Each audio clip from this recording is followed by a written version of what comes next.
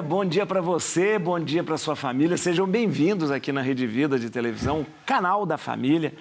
E para esse momento tão especial e tão importante, Palavra do Cardeal, que é o encontro nosso, da nossa família, com Dom Odilo Scherer, arcebispo de São Paulo, Cardeal Dom Odilo. Bom dia, Dom Odilo.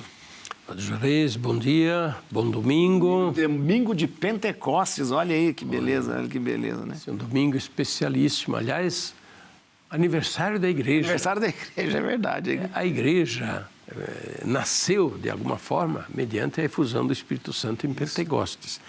Até ali Jesus preparou, reuniu, mas a igreja realmente começou a caminhar, né, e se manifestar. Conduzida pelo Espírito. Conduzida pelo Espírito Santo a partir de Pentecostes. Vamos lá, nesse dia tão bonito e importante, o Evangelho é de João, capítulo 20, versículo 19 e 23. Assim como o Pai me enviou, também eu vos envio. Recebei o Espírito Santo, né? O Espírito Santo é enviado, né? Sim. E se ele é enviado, ele vem de algum lugar, né? Sim. E ele é um dom de Deus, né? Então, aqui, mais uma vez, é o mandato à igreja. Isso. Essa passagem do Evangelho de São João está logo depois da ressurreição. Jesus aparecendo aos apóstolos,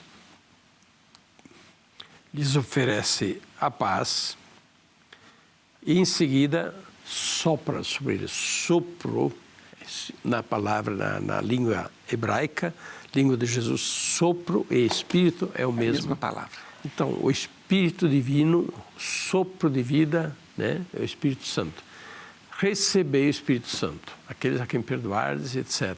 Como o Pai me enviou, mediante o dom do Espírito Santo, também Jesus. Isso, eu também envio vocês. Quer dizer, a missão de Jesus segue na igreja, mediante a ação do Espírito Santo.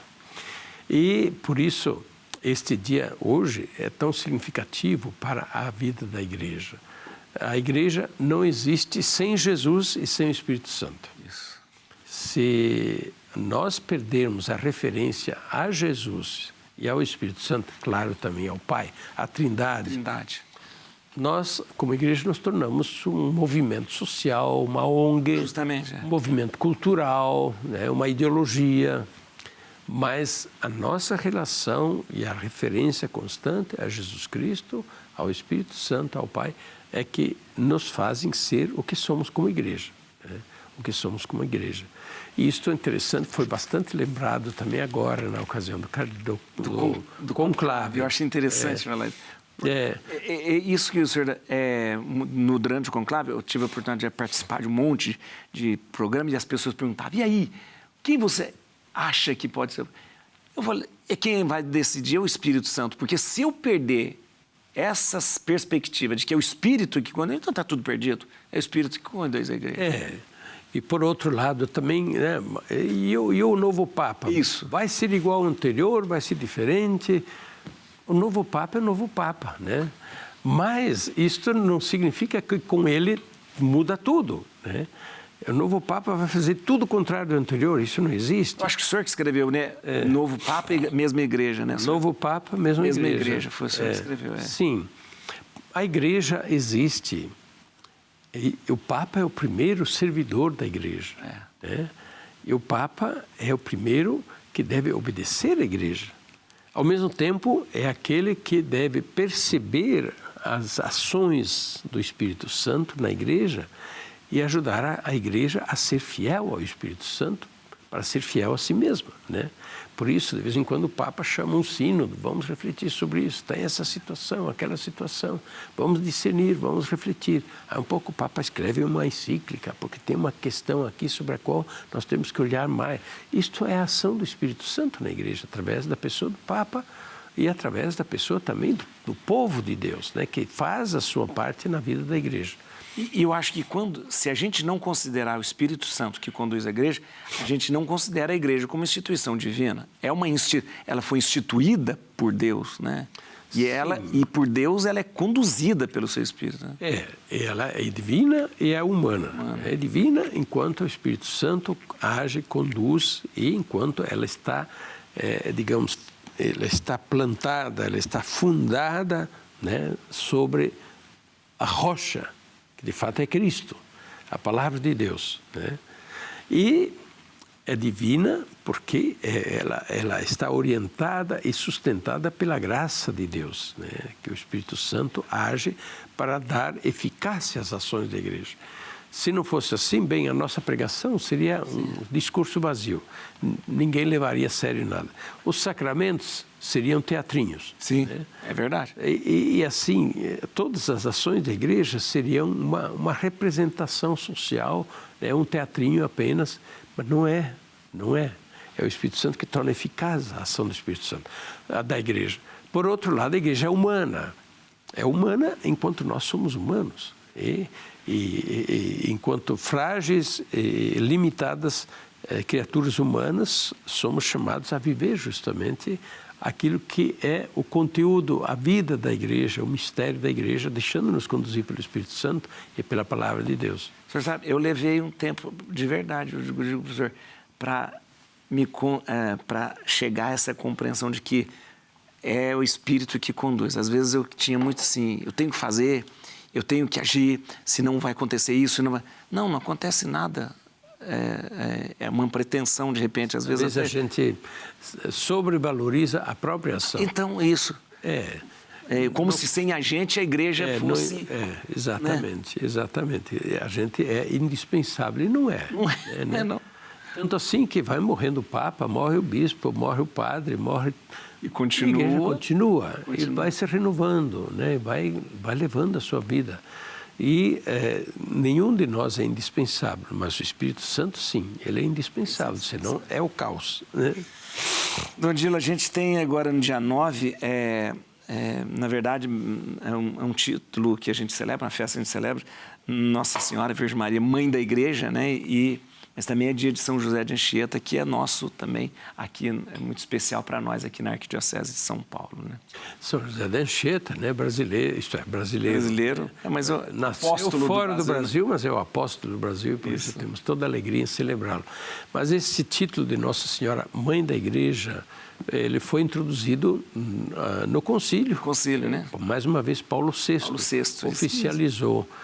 É muito significativo e lembra a presença de Maria no cenáculo junto com os apóstolos quando veio o Espírito Santo. Por isso é celebrado sempre na segunda-feira depois de Pentecostes. Depois do Pentecostes. Isso. Foi estabelecido assim. E mais uma vez, lembrando, né, as lembranças do conclave. Então, antes de entrar na Capela Sistina, nós rezamos na Capela Paulina. Que fica ao lado ao lado da capela. Também uma igreja muito bonita. Isso. E 2 grandes painéis. De um lado, a conversão de São Paulo, do outro lado, a crucificação de Pedro. Olha, as 2 colunas.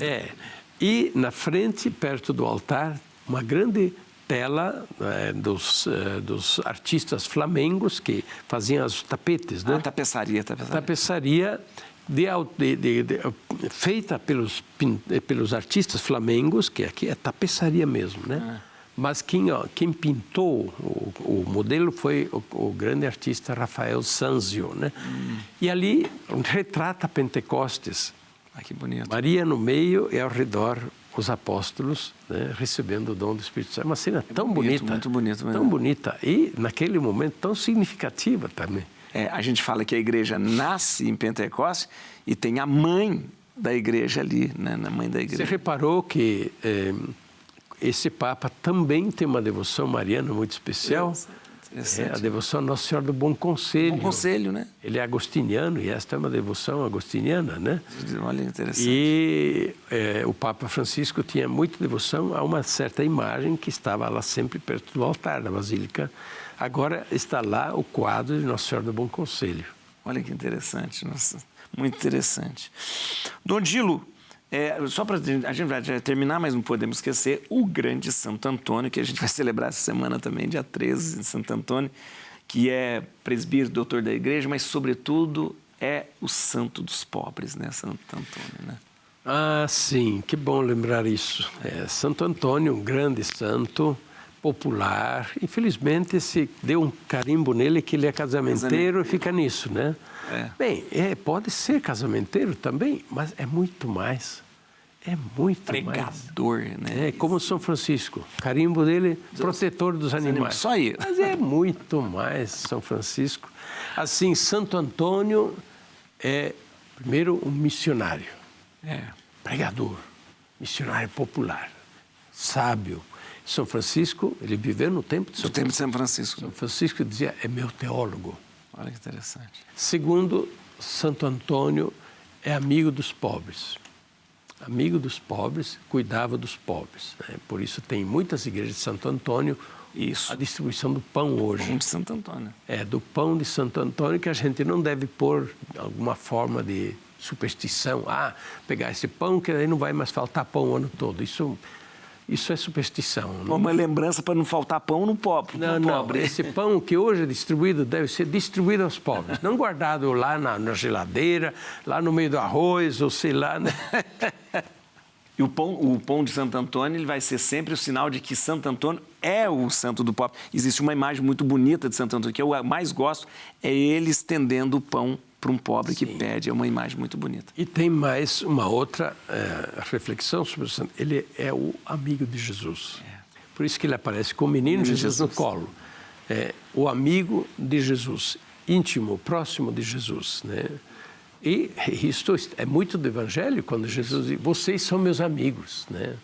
E ele viveu isso, sentiu isso, ser amigo de Jesus. É uma forma, né, uma expressão da santidade, ser amigo de Jesus. Claro, aí contam também dessa graça da invocação para o casamento. Pois não. E é tão bom, é importante que também quem procura um casamento, né, procure a proteção, mas também a ajuda de Santo Antônio para achar a pessoa certa, para fazer a preparação certa e depois para ajudar a viver bem o casamento. Isso mesmo. Dá a benção para a gente, Dom Ângelo. Pois não, que Deus abençoe, que Deus nos ajude, nos guarde, pela intercessão de São José da Anchieta, da mãe da igreja de Santo Antônio, que nós celebramos nesse dia, os santos de junho, que são outros ainda nas festas juninas.